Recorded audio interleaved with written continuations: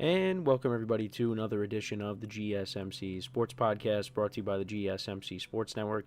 As always, I'm your host, Kenneth Grunfelder, and it's great to have you guys here on this Thursday, April 17th. We have a lot to cover on the show today. Before I get into all that, just want to remind you guys, as always, to tip or donate, get your comments recognized. Make sure to hit that super chat button in the chat if you want to see me acknowledge any thought or comment you may have throughout the live broadcast. It makes the show more lively, more entertaining. Between myself, the host, and you guys, the viewers, we appreciate you guys' viewership each and every day, so any contribution you can make to the show means the world to us as we put out content for you guys each and every day. And also, the other way to help out the show is by going to the link at the bottom of the show segment on the ticker, GSMCPodcast.net.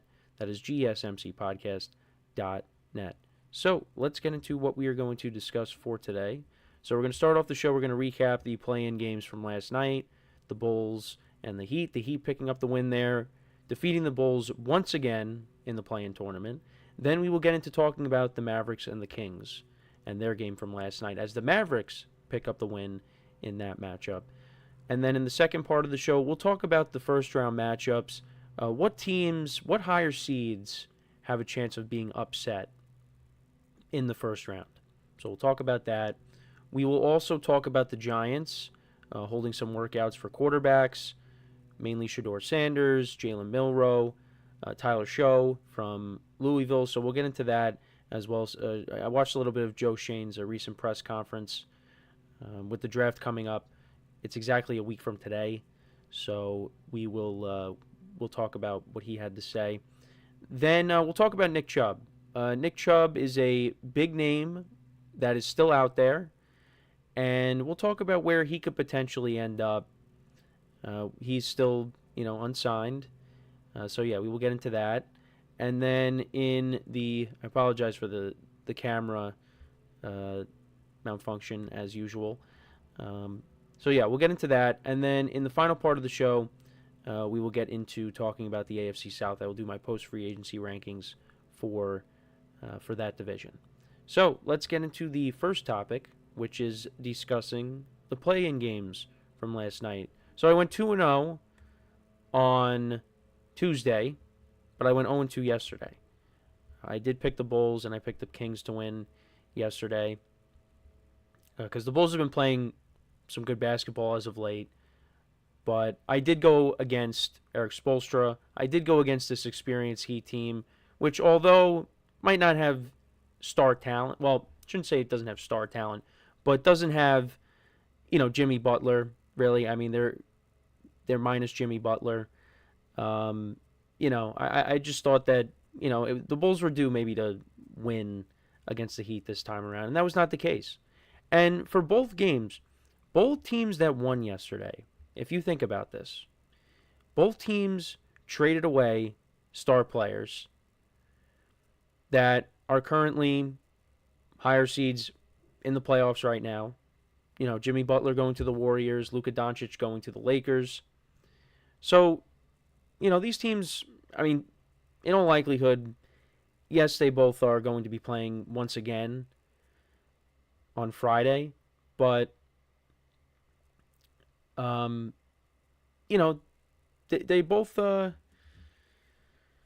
traded away star players, and, it looked like, hey, they're not really going to do anything. I mean, but they're in a... Well, more so the Heat. Like the Mavericks, if they were healthy, they probably would have finished with a better record, even with them trading Luka. But they will be playing once again on Friday. The Heat will be playing against the Hawks, and the Mavericks will be playing against the Grizzlies. But both teams, they jumped out to big leads. The teams that won yesterday, they both jumped out to big leads that were too tough to overcome. The Heat scored 39 points in the first quarter.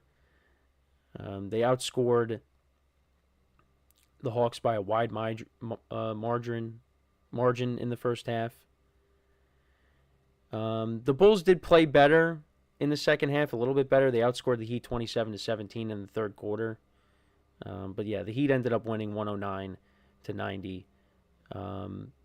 Tyler Hero, who, in his post-game interview, I mean, I barely recognized him because of the buzz cut, but he had a big night. 38 points, 5 rebounds, 4 assists, 13 and 19 from the field. He went 9 of 10 from the free throw line, 3 of 7 from 3. They also got key contributions from Andrew Wiggins, who had 20 points. Bam Adebayo had a double-double. He had 12 rebounds and 15 points. And Davion Mitchell, who was being praised last night, had a great night, shooting 5 of 5 from the field, 2 of 2 from 3. Was playing very good defense on Kobe White. He had 9 assists last night. And then as for the Bulls, Kobe White did finish with 17 points. Josh Giddey had 25 points. Vucevic had 16. He had a double-double. He also had 12 rebounds. Kevin Huerter had 10 points. But yeah, the Bulls once again fall to the Heat in the play-in. And like I said, the Heat will move on. They will play the Hawks. Different kind of game coming up. Obviously, you got to now deal with Trae Young. But you know what? This is an experienced Heat team that's been there before. And they know that. You know, they came in focused. And, you know, they got a very good coach. And, you know, I should have taken the similar strategy like I did with the March Madness tournament, even though towards the end there it didn't really pan out like I wanted to. But, you know, with Eric Spoelstra, with that team, you know, that team has been to the finals a couple times, you know, in recent years. And, yeah, they might not have, you know, the superstar that they've had in the past. But, you know what? They still got some good players over there. You know, so they could at least, you know, get to the first round of the playoffs. But, you know, I don't really expect them to go very far because they're going to be playing the Cavs. So LeBron's 2 former teams going at it in the first round, potentially. All right, so let's get to the Mavericks-Kings game. So I did pick the Kings last night. Unfortunately, that did not go as planned. But the Mavericks, they played very well last night. They jumped out to a big lead. In the second quarter, I mean, that was really what made the difference. Because the game was going back and forth in the first quarter. But the Mavericks outscored the Kings in the second quarter 44-19. And that made the difference. The Kings did outscore the Mavericks in the second half. But again, it was too big of a deficit to overcome. Klay Thompson had 23 points last night. And what was interesting is, and I forgot about this, and, you know, that's on me for forgetting because, you know, there's always comments on it, is that last year in the play-in game against the Kings, when he was with the Warriors, he had 0 points. He went 0 of 10 from the field. He went, and, you know, 0 of 6 from 3. And, there, you know, the constant memes about it, constant comments on social media about it. So, you know, when he was being interviewed by Scott Van Pelt after the game, you know, he made a joke about it. You know, because this was like a house of horrors for him going back to last year. But he turned in a very good game. 23 points. He went 8 of 11 from the field, 5 of 7 from 3. Anthony Davis, not a great shooting night, but, you know, he was good from the free throw line. He did finish with 27 points. He went 9 of 23 from the field. 3 of 6 from 3, 9 rebounds. The Mavericks did dominate inside the paint against the Kings. And they got a big team. You know, they got a big team with Davis, with Lively, you know, with Gafford, who finished with 9 points.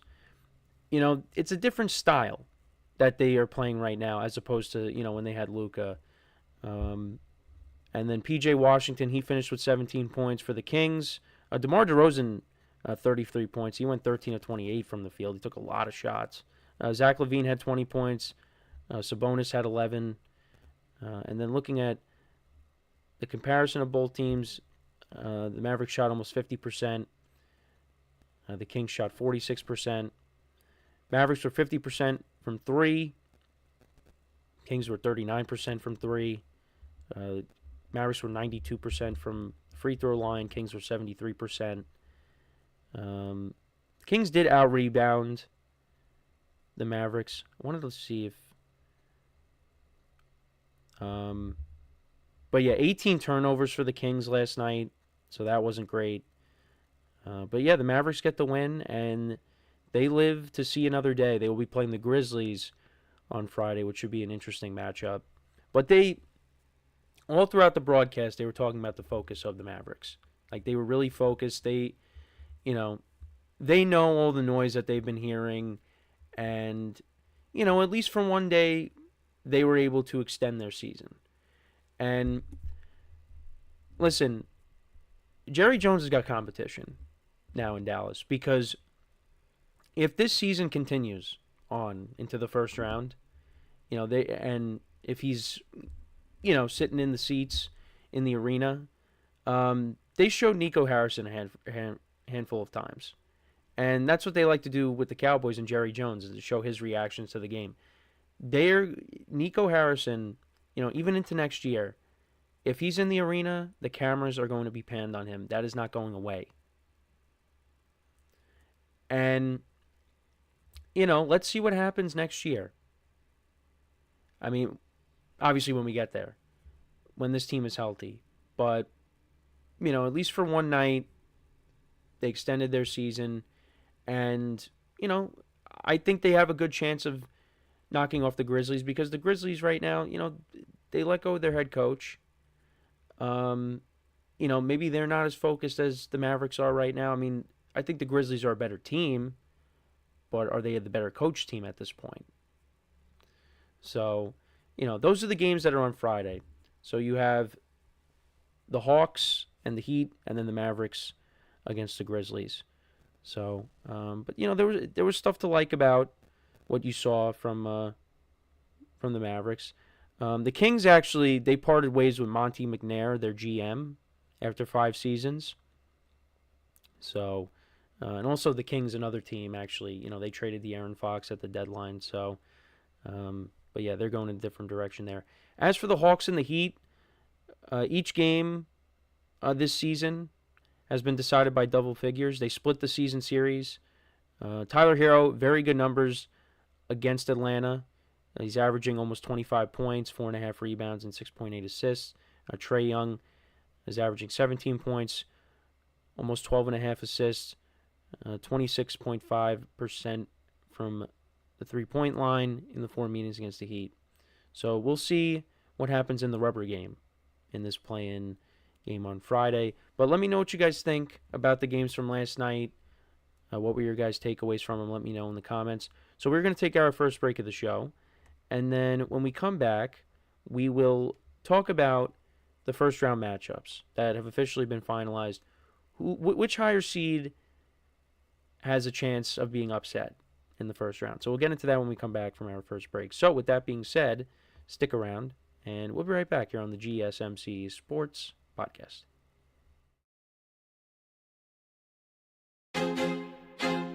I feel like I'm losing my mind. Is everybody in the world blind? Please, Lord, give me a sign, a sign. I feel like I'm losing my mind. Is everybody in the world blind? Please, Lord, give me a sign, a sign. I wanna be the greatest. Everybody on the fake shit. I look around and feel like everybody is the fakest. I make this every day and I'm impatient, hoping one day I blow up from the basement. Statement, the top is so vacant. I don't hear shit that I think is amazing. Waiting for my day when I'm playing sold out shows for 1,000 faces. Hey, give me that crown, get in my way and to be put down. It ain't your place, all this my town. If I want that shit, then I'll get it right now. I'm losing it, the noose it fits. I'm losing shit, a stupid myth. You choose to live or choose to dip. You choose to fight or lose your grip and lose a gift. Oh, I feel like I'm losing my mind. Is everybody in the world blind? Please, Lord, give me a sign, a sign. I feel like I'm losing my mind. Is everybody in the world blind?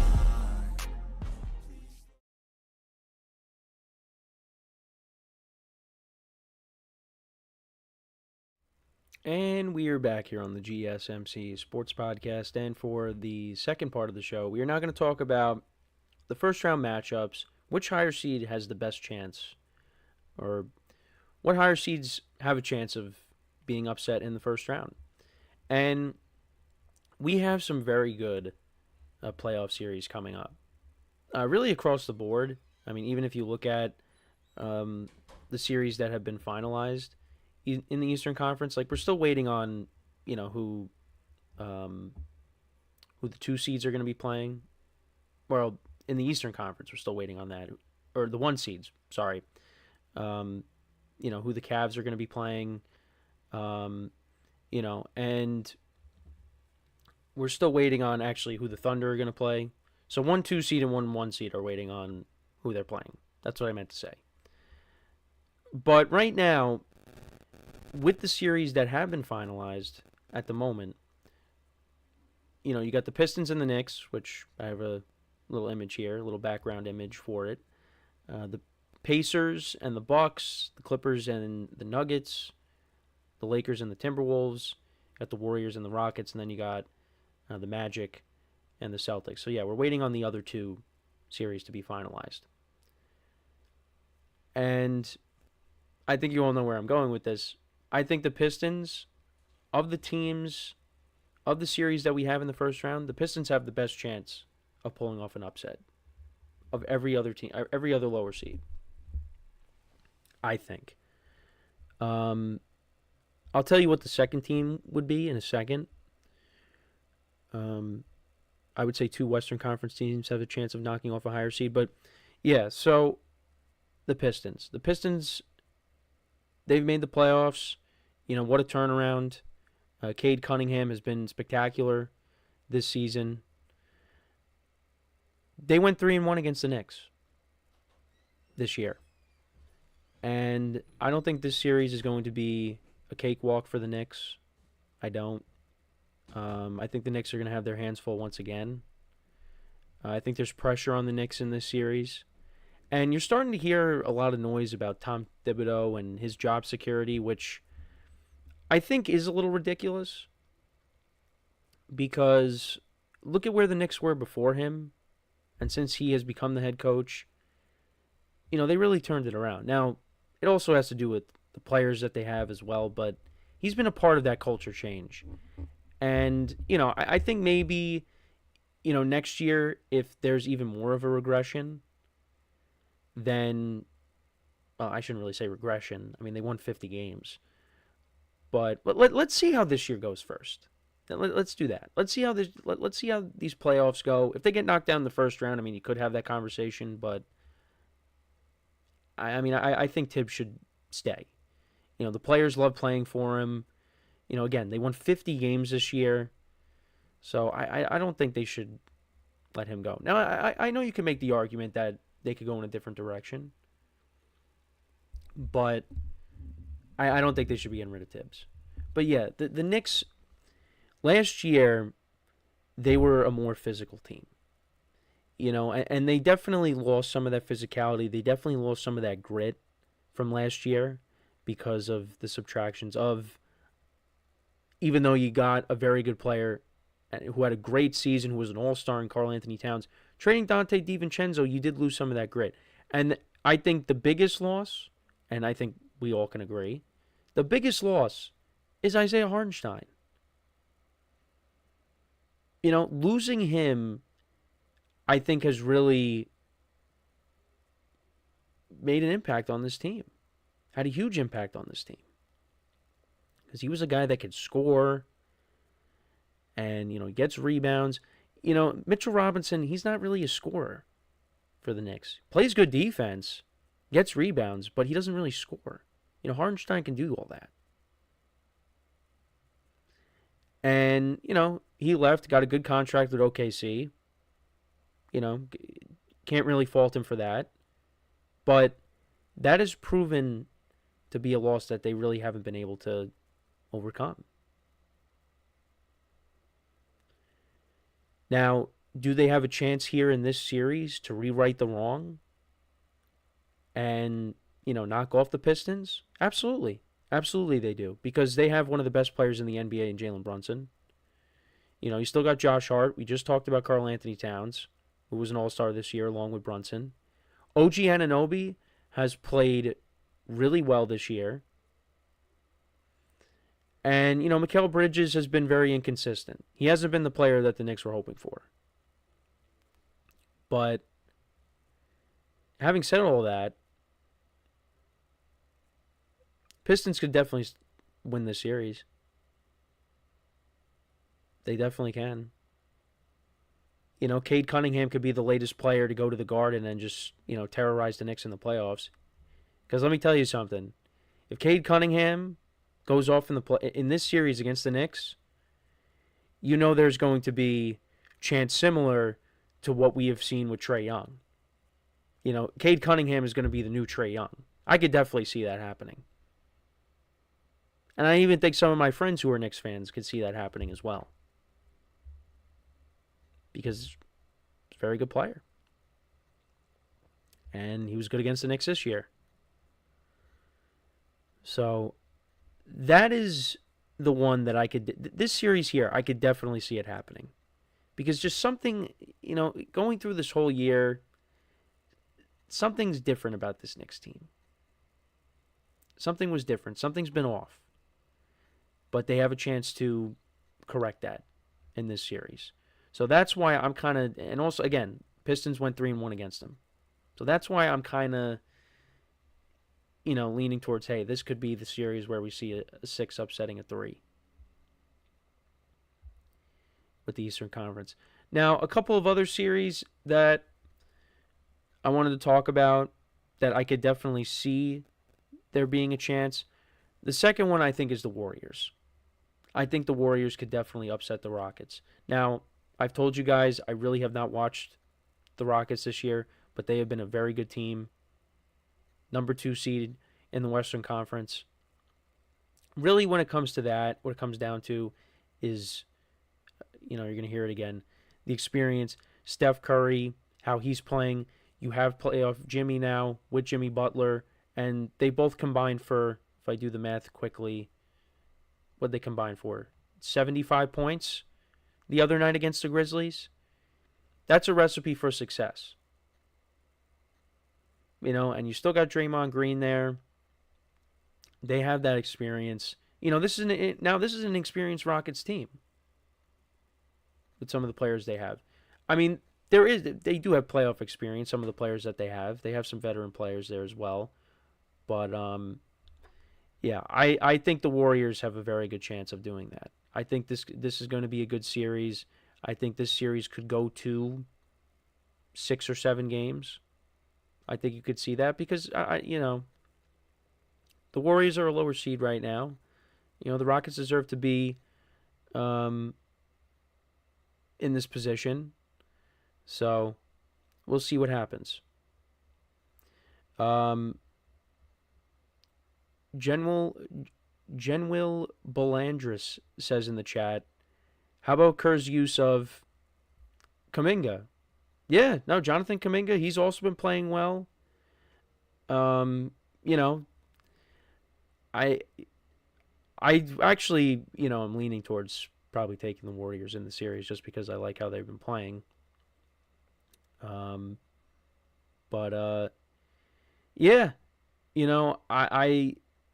I do think that if we get performance, now we're not going to get performances from Jimmy Butler and Steph Curry simultaneously like that every night. There's going to be there might be some nights in this series where, Curry has an off night, Jimmy Butler steps up, and vice versa. And this could be one of the last times that we see Steph Curry go on this kind of a run here. Because I believe it or not, he's 37 years old, which I can't believe that. But he could still play. He could still shoot that basketball, man. I mean, those clutch threes he shot down the stretch against the Grizzlies, I mean, he still has it. I mean, that hasn't gone anywhere yet. And for Jimmy Butler, I mean, this could be one of his final runs too. You never know. So I do think that we could definitely see the Warriors pull off an upset there. And then I actually am going to say this. I think the Timberwolves could upset the Lakers. I don't think that's crazy to say, but I think they could do it. They got the star power. I think they have the size that could give the Lakers a tough time. With Gobert and Anthony Edwards, of course. The Lakers are a little undersized. Now, like what I was talking about with the Warriors with the combination of Jimmy Butler and Steph Curry, well, then you also, on the other side, you have Luka Doncic and LeBron James. And those guys can go off and score 30 points apiece. So that's the kind of the equalizer there. But I do think that the Timberwolves match up well with the Lakers here. Also in the chat, Jen Will says, it'll be interesting. Obviously, two main defensive players in Brooks and Thompson. Van Vliet is no slouch either. And that's what I was talking about with the veteran players. You have Fred Van Vliet, who won a championship. Dylan Brooks is on the team. Green is okay, and Sagoon is all right as well. Yeah, I mean, we'll see. And like I said, if you weren't in the chat when I was saying this, I haven't really watched the Rockets this year. So this is going to be the first time I'm really getting, a close look at how this team, how this team can play. I did bring this up the other day. Steph Curry has never lost to the Rockets in the playoffs, although this is a very different Rockets team. So we'll see how it goes. But back to what I was saying, I do think the Timberwolves have a good chance as well. Now, is it going to happen? Who knows? I am also leaning towards taking the Lakers in that series. We'll do our picks for our first round, we'll do our first round picks tomorrow. And then I'll actually give you my finals prediction tomorrow. I'll do that as well. So, it's a little NBA predictions. Well, I mean, we've done that with the play-in games, but, we will get into that. He also said in the chat, I saw somewhere Steven Adams has been good for them. And General is also picking the Timberwolves in 6. All right, I like that pick. I like it. I mean, you got to remember this team also. They made a deep playoff run last year. Now they don't have Karl Anthony Towns. You got Randall and DiVincenzo now in that trade, but I mean, I could definitely see them upsetting the Lakers here. But we'll see what happens. But let me know what you guys think. Who do you think has the best chance of being upset? The 4 and 5 seeds. I mean, it's not really. I don't really call those upsets. I think the teams are kind of even in those games. They could go either way. Pacers knocked off the Bucks last year. They're playing them again in the first round. There will be no Damian Lillard. And then on the other side, you got the Nuggets and the Clippers, which I think could be a very good series. That series could go 7 games. But we'll see what happens. So before we go to break, I just wanted to remind you guys once again to tip or donate and get your comments recognized. Make sure to hit that super chat button in the chat if you want to see me acknowledge any thought or comment you may have throughout the live broadcast. Makes the show more lively, more entertaining. Between myself, the host, and you guys, the viewers, we appreciate you guys' viewership each and every day. So any contribution you can make to the show means the world to us as we put out content for you guys each and every day. And also the other way to help out the show is by going to the link at the bottom of the show segment on the ticker, GSMCPodcast.net. That is GSMCPodcast.net. A couple more comments from Jen Will before we go to break. He said Reed has stepped up for them. He's no cap, but he's doing well. Okay, that's good to know. We'll keep an eye on that for the playoff series coming up on Saturday. So when we come back from our next break, we're going to transition over to football for the remainder of the show. We're going to talk about the Giants working out some quarterback prospects, including Shedeur Sanders. I'll talk about what Joe Shane had to say in his press conference. So we will get into all that when we come back from our next break. So with that being said, stick around, and we'll be right back here on the GSMC Sports Podcast. Looking for your daily fix of sports talk without having to pay for it? GSMC Sports Network is available on YouTube. Just search GSMC Sports Network. Get your fix of daily sports talk shows on YouTube, absolutely free. NFL, college football, NBA, MLB, MMA, UFC, fantasy football, and so much more. GSMC Sports Network has shows running all day long, with new sports shows starting every 2 hours. Just like on your favorite cable sports channel, except GSMC Sports Network is absolutely free. Just search GSMC Sports Network on YouTube to catch one of your new favorite shows, like the GSMC College Football Podcast, Chip Shot Football Podcast, Hoops and Heels Women's Sports Podcast, GSMC Basketball Podcast, and so many more. Check it out for yourself. GSMC Sports Network, now available on YouTube absolutely free. Search GSMC Sports Network on YouTube right now.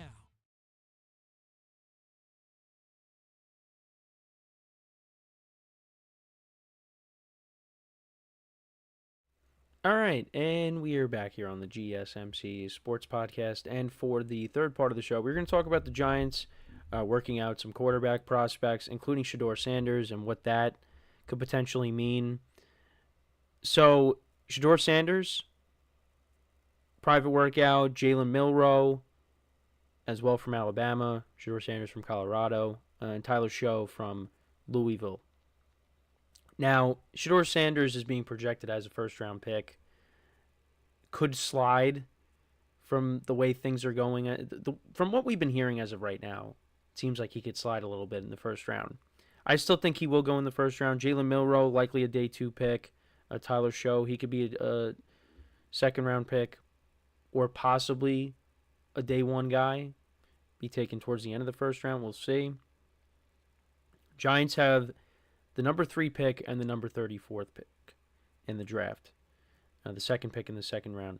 So, potentially, you could see the Giants maybe take best player available, and then they could trade back into the first round and take a quarterback that they like. Like, maybe they take Jackson Dart. Maybe if Shedeur Sanders really does slide, late into the first round, you see the Giants trade back in and draft him, which I actually would love that if the Giants were able to do that. But we'll have to see. I think really, this, I think, doesn't really mean a whole lot. I think this, it does mean that the Giants at some point will take a quarterback. But, from watching a little bit of Joe Schoen's press conference, he talked about the Giants quarterback room, and he said that, it's not mandatory for them to take a quarterback. They like the quarterback room where it's at right now. Because, at the beginning of the offseason, it was just Tommy DeVito. But now you added Russell Wilson, you added Jameis Winston. So, for me, I am an advocate for the Giants taking best player available at 3. Do not trade out of that pick.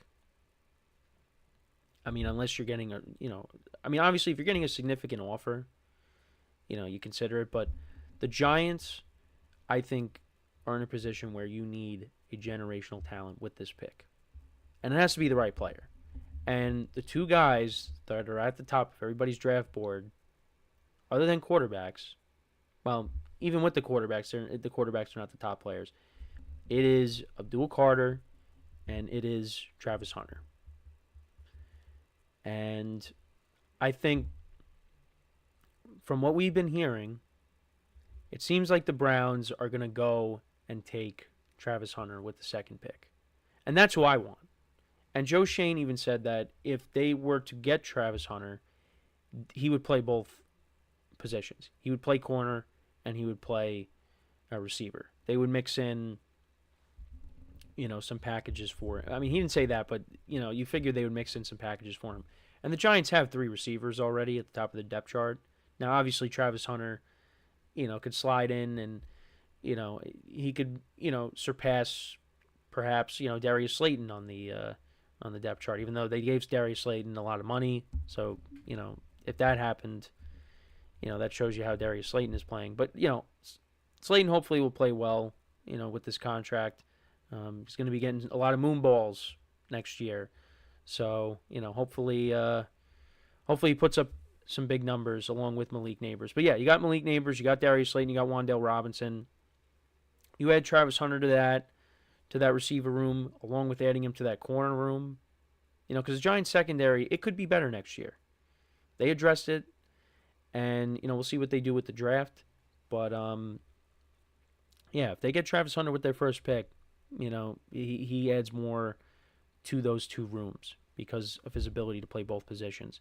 And then Abdul Carter, listen, the Giants, the one thing that I have said that I like about this team a lot is their defensive line.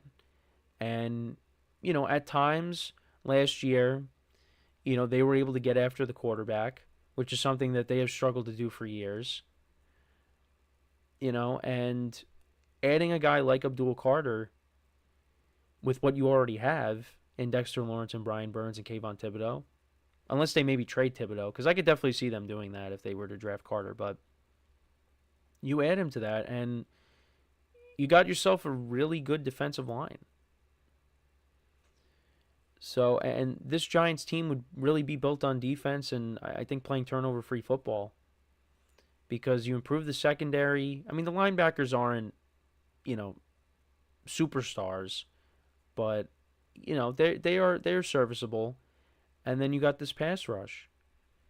And this Giants defense, the expectation would be them to be a top 10 defense next year. So, I want Travis Hunter, but if we got Abdul Carter, can't be upset about it. But that's where I'm at right now. It does seem like now it can all be a smokescreen, right? They could be saying all these things. Oh, we would use Travis Hunter with, he would play both positions. Abdul Carter. And they end up taking a quarterback. They say taking a quarterback is not, mandatory. We don't have to do that with the third pick, and they take one anyways. I do think they're going to wait on taking a quarterback. I think you will see them take him, whether it's, they trade back with their second round pick, they get into the first round, or you see them maybe take one in the third round, whatever the case may be. The Giants will walk away from this draft taking a quarterback. They will. And whether that's the franchise guy or not, who knows? But really, for this current regime, it is all about winning football games next year. And I'm sorry, but a rookie quarterback is not going to do that. Now, had this regime had gotten more time, because really, from what John Mara has said, this is it. If they don't win this year, they're gone.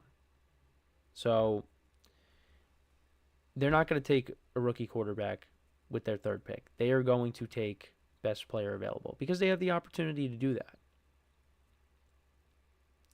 That will help. Whoever they pick will help them win games immediately next year. And then you address the quarterback position at some point later in the draft. And let them sit behind Russell Wilson and Jameis and take in as much knowledge as they can from these two guys. And you just hope that, you could kind of find your franchise guy maybe, potentially, and you're winning football games next year. General in the chat says, how about the Saints trading for Hooker? You know what? I honestly, I don't think that's a bad idea. Because I think he has been a part of some trade rumors, and now, with the Saints and Derek Carr, and who knows what's going to happen with him. We talked about the injury news the other day. That could be a possibility. Now, I don't know what the compensation would be. I don't know what the Saints would have to give up. I mean, maybe we see what the Cowboys gave up for Joe Milton, so I'm guessing it would be something like that, maybe. Like a late round pick. Because Jared Goff's the guy in Detroit, and he's not slowing down anytime soon. So yeah, and then the Saints are in a weird spot, so maybe they do that. I guess we could see how the draft plays out, because if Shedeur Sanders ends up falling to 9, does that make the Saints say, hey, let's take him? Because, we don't know what we're going to be doing at quarterback if Carr's going to be out. And then there's also the chance that Aaron Rodgers could end up on the Saints, maybe. That opens up the door for that. So I do like that. We'll see if that could happen, because the Saints need a quarterback right now if Derek Carr ends up going down, unless, like I've said, if they like Spencer Rattler and they want to roll it out with him. But yeah, back to the Giants though with the quarterbacks. Like I said, they want to get a fair assessment on guys. They want to, get as much knowledge, on these prospects. Because again, if Shedeur Sanders falls to the late first round, if I'm the Giants, I'm trading back in to get him. If they're able to do that. Because then, you're in a perfect spot. You drafted a generational talent and you got the quarterback in the first round. I think everybody would be happy with that. Now, I don't know if that's going to happen. I think if Shedeur Sanders, falls out of the top 3, you're going to see a team take him at some point. Whether it's the Steelers, we talked about the Saints. The Raiders could. I know some people talk about the Jets. I don't know if the Jets are. I think Jets are taking best player available. I think the Raiders are going to take best player available. I think they're going to end up with Genti. They need a running back. And, they extended Geno Smith. Now, had they not have traded for Geno Smith and extended him, then I probably would have said, yeah, that could be it. I mean, it still could, but I think they're looking for best player available, and I think Genti is that. Also in the chat, Genwell says, can Aints even do A-Rod? I mean, it's tough because, Kellen Moore is going to be coaching for the very first time as a head coach. And now you bring in Aaron Rodgers. So I don't know how that relationship would work. I think, I mean, they'd be able to coexist. I mean, he was able to do it with LaFleur. Now, I mean, with the Saints, the defense is getting older. But, I mean, I don't think the offense is bad.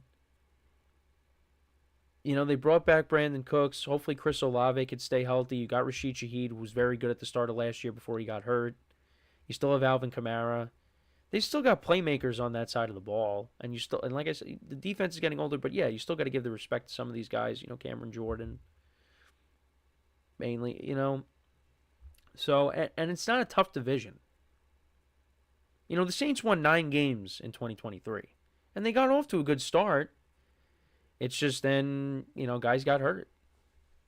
So I feel like that could work. That might not be a bad spot for him if he did end up there. It's just we'd have to see how that relationship with Kellen Moore and him would play out. But, yeah, that's the football talk there. So the Giants, look, I don't expect them to take a quarterback with their first-round pick. I expect them to take a quarterback later. They're taking best player available. And if they don't, I'm not going to be too thrilled about it, but you know what, hey, they need a franchise quarterback at some point. Because Russell Wilson and Jameis Winston, that's not the long-term answer. I mean, they might end up being with the Giants for 1 year. But also, Joe Shane and Brian Dable could be out after this year, so we'll see. One more comment from Genwell before we go to break. Would you splash on Jalen Ramsey if you were the Giants? So, yes, Jalen Ramsey has been given permission. Well, actually, I don't know if he's been given permission, but either way, Dolphins are going to be looking to trade him this offseason. I mean, I don't know how much you'd have to give up. He's an older player now. I feel like the Giants might be okay in the secondary. They signed Adenabo from the Saints. And you got some of the other young players, Drew Phillips and Deontay Banks. I think they might be good. But you know what? I mean, I would take him if he's cheap. But I think also the contract might be an issue too. But yeah, let me know what you guys think though about the Giants. What do you think they're going to do with their first round pick? Let me know in the comments. So when we come back from our next break, we will talk about Nick Chubb and where he could potentially sign. He's still on the free agent market, so we will get into that when we come back. So with that being said, stick around, and we'll be right back here on the GSMC Sports Podcast.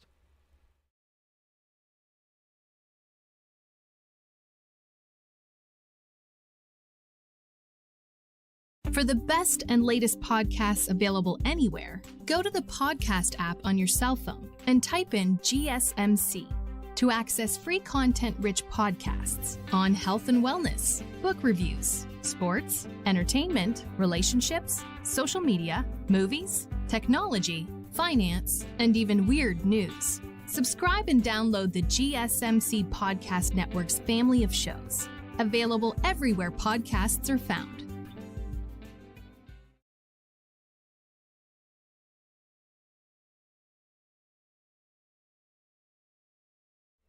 All right, and we are back here on the GSMC Sports Podcast, and for the fourth part of the show, we are now going to get into talking about Nick Chubb and where he could potentially sign. He's still one of the big-name free agents left on the market. But yeah, he's still out there. Also, while I was in break, General also said it could be a fourth or fifth pick would be enough, or fourth round pick would be enough.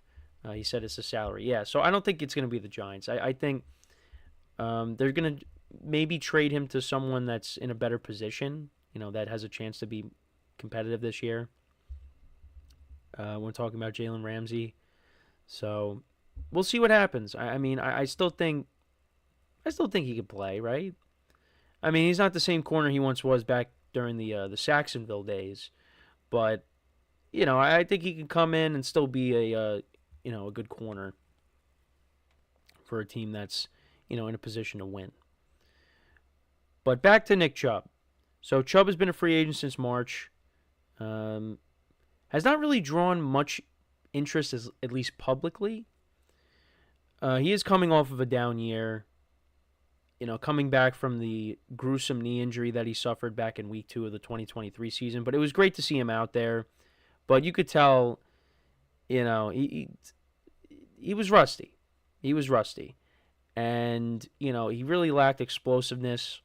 There was a couple of times where there was a burst, but, not nearly the player that he was before the injury.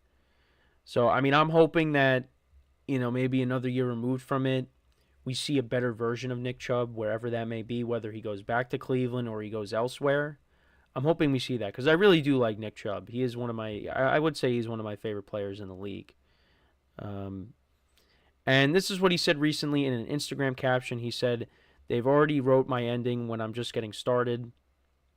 There's workout videos of him on Instagram. So, he's still staying in shape. 4 consecutive 1,000-yard seasons with the Browns. Played 8 games last year. Actually, before breaking his foot, I forgot about that. He did that, I think, against the Chiefs late in the year. But yeah, not a lot of public interest from him. Now, teams could sign him, and that's what Jen Will is saying in the chat as well. They could sign him after the draft if they fail to address their running back position.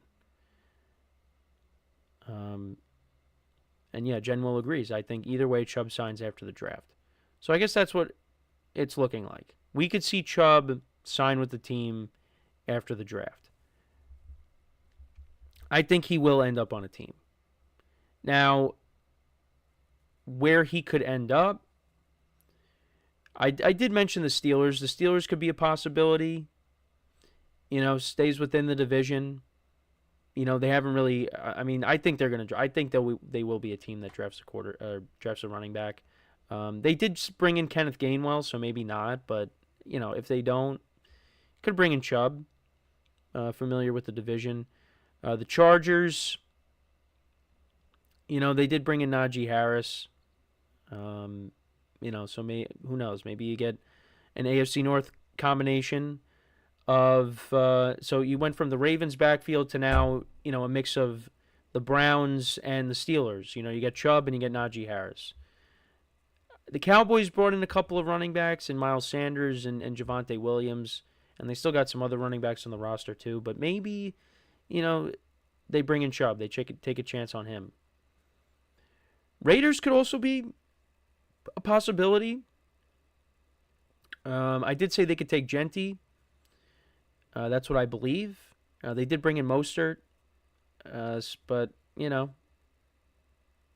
there's a chance there. The Broncos, I think, are a team. I think the Broncos will definitely take a running back at some point. They will take a running back in the draft, but Chubb could be a potential fit there. And then the other thing is the Browns. The other team is the Browns. The Browns, they could bring back. They could bring back Chubb. That's really it. I don't know who else. Maybe. I don't know. The Chiefs maybe. With Pacheco struggling. They brought back Kareem Hunt though. I don't think so. Bengals brought back P. Ryan to go along with Chase Brown. The Vikings brought back Aaron Jones. Yeah, I don't know. I wouldn't mind him being on the Giants. They have Tyrone Tracy, but, add another running back to that room. veteran presence there, I'd be okay with that. But yeah, I don't know. I don't really know who else. I'm trying to think of who else could use him. I don't really. I think every team is. I think for the most part, every team is kind of set at the running back position. I mean, I'm thinking right now about all the teams. Yeah, no, he'll find a team. So, I'm guessing, General, you are a Chargers fan, because you said if we didn't sign Najee, would Chubb be viable? I guess, yeah. Yeah, I mean, they probably would get him on a cheap deal. I mean, look at what happened with J.K. Dobbins. They brought him in, and, he dealt with a lot of injuries, and he had a very good year. And, you put Chubb back there behind that offensive line. I mean, maybe that gets him going, So he says, I get it'll be run heavy with us, but having 3 running backs on good money is a bit too much. Yeah, I got you. Yeah.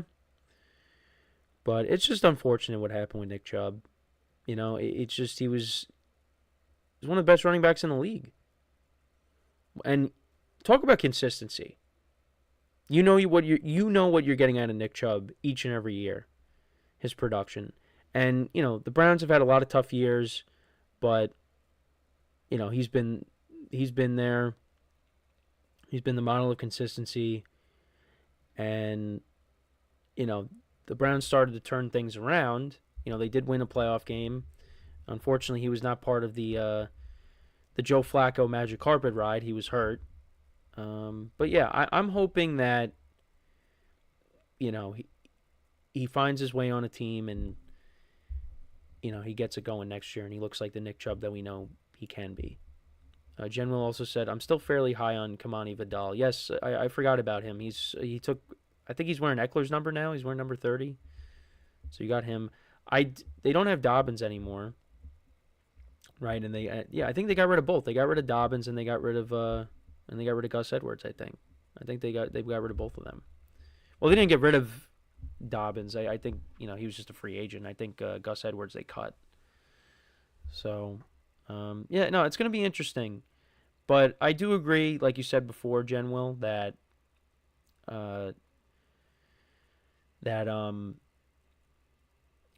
we'll go through the draft, and then we'll kind of get a good idea of, what teams want to do after the draft. Look, this is a very rich running back class. So I think you're going to see a lot of teams that need running backs. They're going to address it in the draft. And then I guess maybe for the select few that don't, or maybe not like, or are not satisfied with what they have, you could see teams reaching out to Nick Chubb and maybe bring him in. And maybe he doesn't sign after the draft. Maybe we see a scenario where, he doesn't get signed until we get to next season and, you see guys getting hurt and then a team brings him in, which I hope not. I really hope someone brings him in Chubb. And he's still got something left. I'm a Nick Chubb believer. So, but let me know what you guys think. Where do you think Chubb potentially ends up? Let me know in the comments. Again, still one of the big names out there. There's him, there's Keenan Allen, there's Amari Cooper, and then of course there is Aaron Rodgers, who we really haven't talked about recently. Really haven't talked about him. Because we're still waiting. And hopefully he makes a decision soon. I've been saying that constantly. It hasn't happened yet. But we want to know. What is Aaron Rodgers thinking? I think he wants to play. I mean, I've been going back and forth. I think he's going to retire, and then, he goes to the Jets and, says he wants to play. So he wants to play. It's got to be the right fit. Jen Will also in the chat. I think my priority for the draft is 1, secondary, 2, receiver, 3, O-line, 4, D-line. I don't really disagree with that.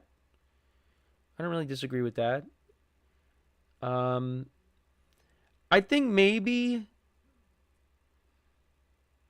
I would swap O-line and D-line. I know probably because you mean the interior of the O-line, because you have the tackles. You got Slater and you drafted Joe Alt last year. So yeah, the interior of the O-line. I could also see a scenario where the Chargers maybe, we talked about the rich running back class. Maybe they take one in the later rounds and add, that to the running back room with Najee Harris. I know you said they have Kamani Vidal, so maybe, yeah, they don't. But I could see them doing that because, Harbaugh loves to run the football.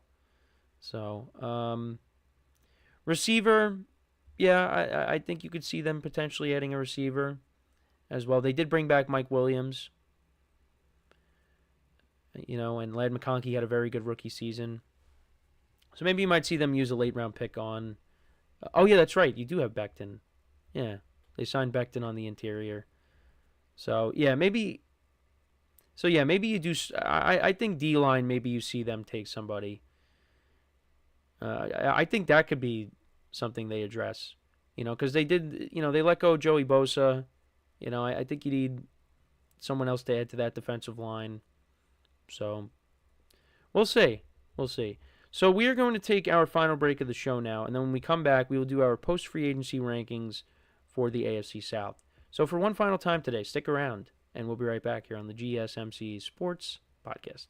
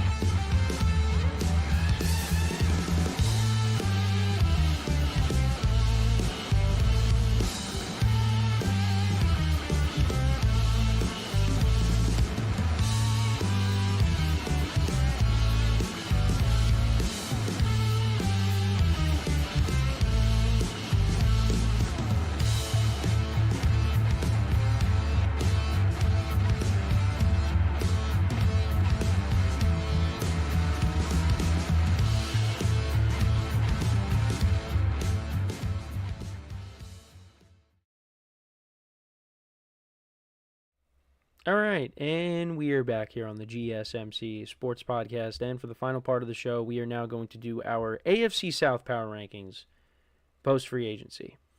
Also, while I was going to break, General was talking about the center for the Chargers.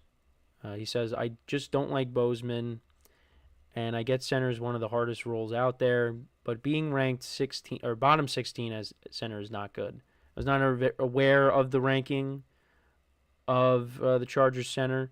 So, yeah, they could potentially, that could be a position they potentially address. So, we'll see what happens there. But let's talk about the AFC South now, shall we? So, when it comes to these rankings, I mean, it's a little bit easier to kind of rank them, I guess. Not a lot of major moves. At least looking at them right now, not a ton of major moves from these teams. But let's kind of let's get into it. So right now, I'd probably still rank the Titans last. They have made moves, handful of moves, like I said. A lot of that has to do with the quarterback position. Now things are going to change after the draft because most likely they're going to take Cam Ward, unless, again, they shock us. But this team was not good last year. Still got a good defense. I mean, they signed a former Seahawks defensive lineman, Draymond Jones. They brought back Sebastian Joseph Day for the defensive line. They brought in Cody Barton over from the from the Broncos, which I think was a good move. They signed Van Jefferson, Kevin Zeitler for the offense. But, yeah, I don't know. I don't think they're going to be, even with the rookie quarterback, I don't think they're going to win a ton of games. I think, Cam Ward, there's going to be some growing pains if, that ends up being the guy. I mean, if it's Will Levis again, we saw how Will Levis played last year. He was not good. So, you still got Calvin Ridley there, Tony Pollard, who ran for over 1,000 yards last year. Oh, yeah, they also signed Dan Moore Jr. from the Steelers, which a lot of people are not excited about that contract. 4 years, $82 million. But, yeah, right now, they're a team that needs a quarterback. And I think until they figure that out, I'm still going to put them last. I'm going to put the Jaguars at 3. The Jaguars, what they did this offseason, they... Actually, do I have the moves that they... Well, they let go of Christian Kirk. I know that. He's now with the Texans, and we'll talk about the Texans in a little bit. But the Jaguars, well, they did let go of Evan Ingram as well. Obviously, new head coach now with Liam Cohen, which I think the offense will show improvement, right, with Liam Cohen. Liam Cohen did very well with Baker Mayfield, so hopefully he does well with Trevor Lawrence. For the Jaguars, they signed Jordan Lewis, who was with the Cowboys. They signed Eric Murray. They signed a couple of offensive linemen. They brought in De'Ami Brown, Hunter Long they signed, Johnny Munt, a couple of tight ends there, a couple of tackles. So not a lot of major moves for the Jags. This roster has a lot of work to do, too. This draft is going to be huge. I'm curious to see what they do with their first pick. Now, you got guys you could build around. Brian Thomas Jr., you got the defensive line with Josh Hines-Allen, Trevor Lawrence. There are pieces in place there. But this roster, they really it needs a jolt. And General in the chat says Jacksonville isn't a real place.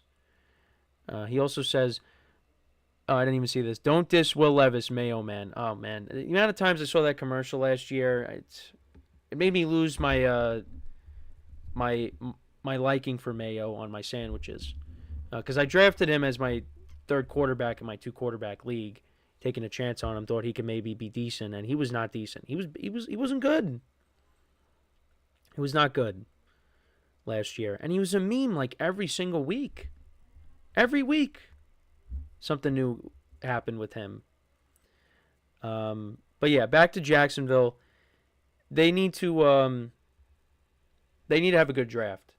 And we'll see what they do, and then maybe, if I like how they did, maybe I'll rank them higher when we do if I do a post draft ranking of all the teams.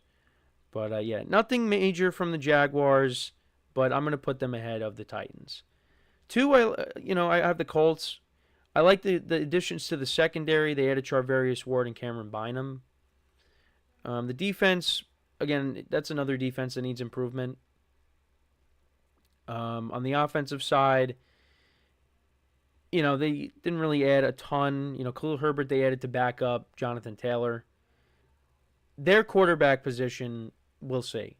They bring in Daniel Jones. I think you will see Daniel Jones at some point in the 2025 season, which would not be good for Anthony Richardson.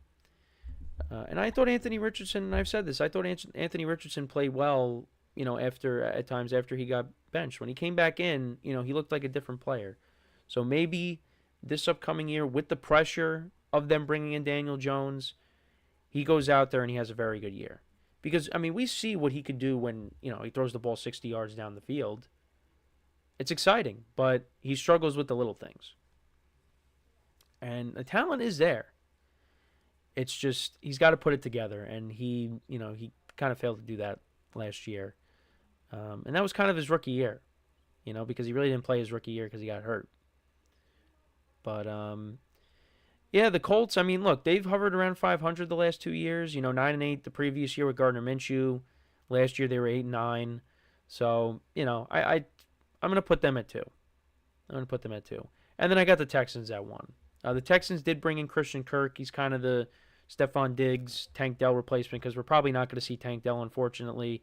They actually brought over Justin Watson from the Chiefs.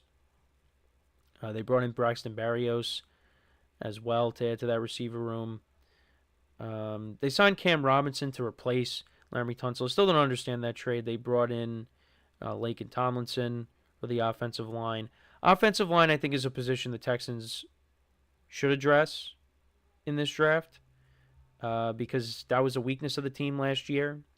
I think at some point maybe you'll see them take a receiver. Maybe later. Defensively, I mean, look, I think they have one of the better defenses in the league. So they can only enhance it.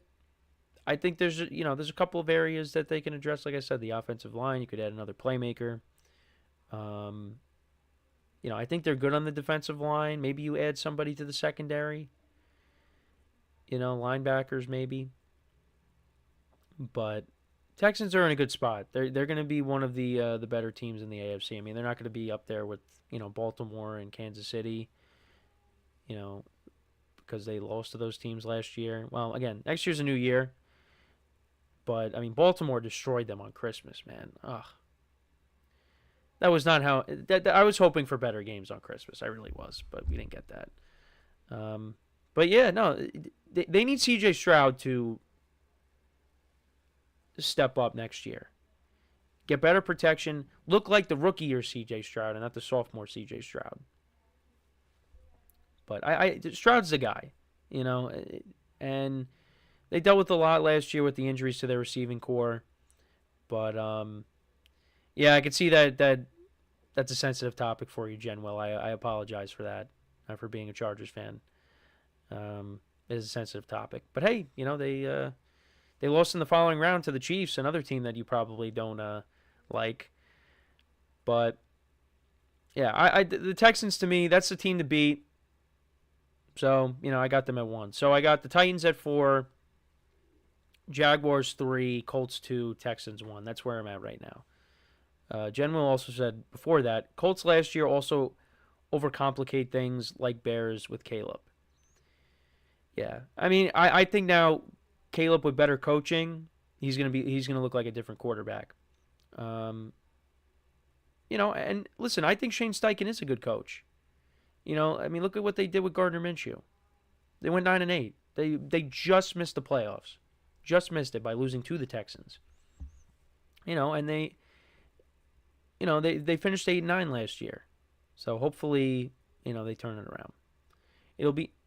He says it'll be interesting after sacking or letting go of their offensive coordinator. Yeah, we'll see. We will see. But that is pretty much it for the show today. Again, let me know what you guys think about the AFC post rankings or AFC South post free agency rankings. So tomorrow we will cover the AFC West. So Jen, make sure to tune in tomorrow and see where I rank the Chargers.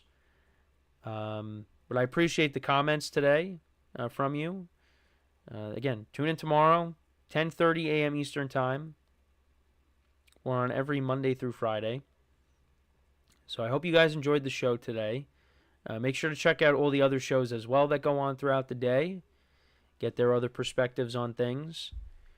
Make sure to leave a like, comment, and subscribe to both YouTube channels as well. Also, if you can't watch us, if you miss the show, there's no problem. You could go to wherever you get your podcast. You can look us up on Spotify, Apple Music, etc., and you will be able to listen to us on the go. If you're cooking, a meal, if you're getting ready to watch the draft, and you're making some wings. I don't know. Do we do that like we do with the Super Bowl? Yeah, yeah, of course we do.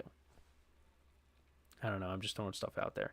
I think when I watched the draft at my friend's house last year, I think he ordered Wingstop. I think. I might be wrong though, but Yeah, so appreciate you guys tuning in. Make sure to check out all the other shows. We'll be back again tomorrow, 10:30 a.m. Eastern Time. And until then, I'm Kenneth Grunfelder signing off from the GSMC Sports Podcast brought to you by the GSMC Sports Network. Have a good day, and I will talk to you guys tomorrow. Take care.